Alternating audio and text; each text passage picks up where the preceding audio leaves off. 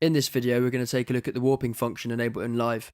This is the function that sets Ableton apart and makes it far superior to any other DAW in my opinion. Warping allows us to manipulate the audio in real time, whether that's by time stretching, compressing, or even just quantizing the audio to the grid. This function also means that we can affect the timing of the sample without affecting the pitch or any of the timbre or transients of the sound. This technology has come a long way, from back when if a sample was sped up or slowed down, it would also change in pitch proportionately.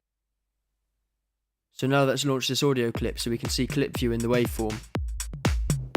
From here we can now turn on the metronome, which sounds to the beat of the grid. This is common with playing in MIDI or live instruments, such as how a live drummer's timing fluctuates over an entire performance.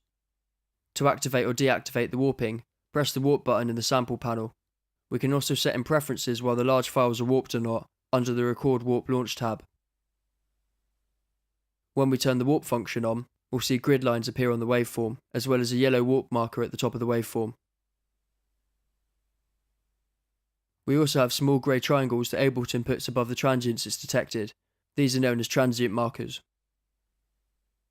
We can double click these transient markers to insert a warp marker. We can also zoom in and place a warp marker anywhere we want in the audio by double clicking in the warp marker area in the top of the clip view. To delete a warp marker, simply double click it. So if we press play, we can now warp our clip in time to the grid. For this to work effectively, we need to make sure our first warp marker is on our first transient. If it isn't, we can create a warp marker on the first transient, then set 1.1 here from the right hand drop down menu. This lets Ableton know that this is the start of our warping. We can now work our way through the track and click and drag warp markers accordingly to keep it in time. It's usually possible to get clips in time using only 2 warp markers, one at the start and one at the end. This is because most electronic dance music itself is made from computers, so it's quantized to the grid. However, sometimes you are going to have to use multiple warp markers for clips like live drummers, vocals, and any instrument that's being played in as a live performance. As you can see, if we place only one warp marker on a clip and move it around, this will adjust the position of the clip. If we place multiple warp markers, we can see that the audio will now be time stretched or compressed up to the next warp marker. This is especially useful for correcting a vocalist's timing mistakes. Next, we're going to take a look at the few different ways we can warp. We can warp quantize by selecting the audio, right-clicking and selecting quantize. We can now select the interval or space for each warp marker. When we press OK, this will populate the clip with warp markers that will bring the transient to the closest interval.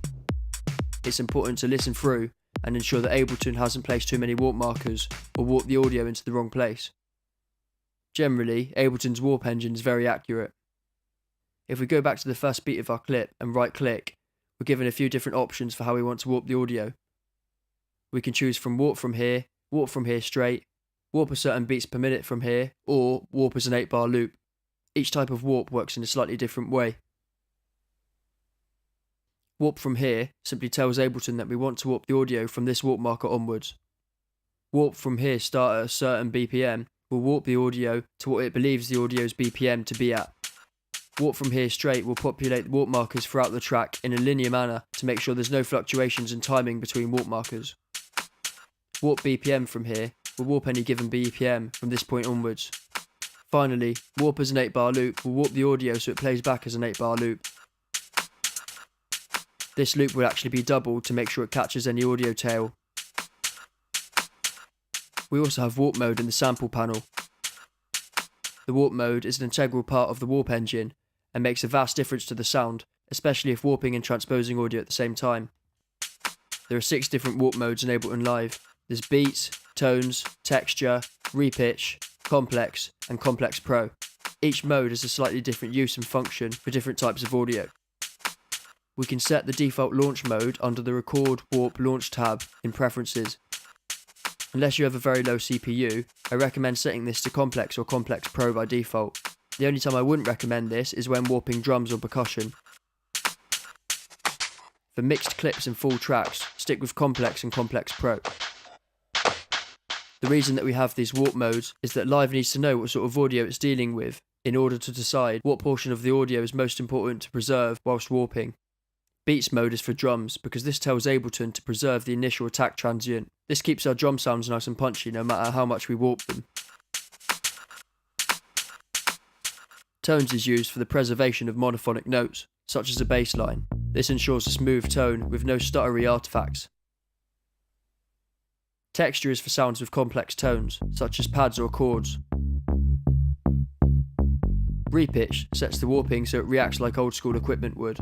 So if we place a warp marker to compress the audio, the pitch would go up. If we stretch the audio, it will go back down in pitch. This is similar to speeding up or slowing down a record on a turntable. Notice that in this mode, the transpose potentiometer has been greyed out. We also have a complex and a complex pro mode. Complex mode is used for any complex audio waveforms. This could be stems, vocals, rich textures, or just entire tracks. Complex pro is exactly the same, however it's used when we have a complex waveform that we want to transpose. This makes complex quite a versatile setting to use. Remember, it's still better to warp drums using beats mode rather than complex mode, due to the preservation of the attack transients. Also remember that these modes aren't hard or fast rules, and you can get some pretty interesting sounds using these modes in creative or unusual ways. We also have some sub-options. If we go to beats, we can then select what to preserve. We can select transients or a grid nomination, such as 16th notes from the drop-down. We can also select what Ableton will do with the audio that's not preserved, like in between the transients underneath. We can also select the strength of this beat preservation. If we preserve these transients by 16ths, then we reduce the amount, we can hear a stuttery gate effect. We also have textures and tones. In texture mode, we can adjust the grain size and flux. Grain size changes the size of the grains that Live chops the audio into for processing. As we transpose and change the flux parameter, this has a large impact on the sound.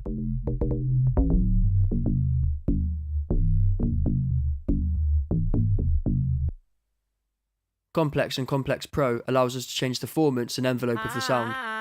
This is extremely useful when transposing vocals up or down, to keep them sounding realistic. We can also use this function to create a pseudo male vocal from a female one, and vice versa. Under the warp button, we can see the tempo of the clip that Live's analysed. If it's off a whole number, by a small integer like 0.1 of a decimal point, then try setting it to a whole number to see if it sounds any better. Underneath this we have the half-time or double-time buttons. Just as with MIDI clips, this will play back the selected audio at double or half the speed. Once we've warped some audio, it's now quantized to the grid, enabling us to alter the project tempo. Warped audio will now stay perfectly in time, as we can hear from the metronome. To recap, in this video we've covered warping, warp modes and their functions, and quantizing audio.